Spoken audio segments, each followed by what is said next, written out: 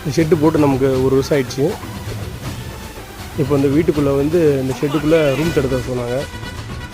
இந்த வரைக்கும் நம்ம பண்ணிகிட்ருக்கோம். நம்ம சேலத்தில் ரூஃபிங், வெல்டிங், பெயிண்டிங், கேட்டு எல்லாமே நாங்களே பண்ணித்தரோம். இந்த மாதிரி இப்போ கட்டியும் கொடுக்குறோம். இன்னும் ரூம் கட்டி கொடுக்கணும், காம்பவுண்ட் சுவர், ரூமு, வீடு எதுவாக இருந்தாலும் எங்களுக்கு சொன்னீங்கன்னா நம்ம வேலை செஞ்சு கொடுப்போம்.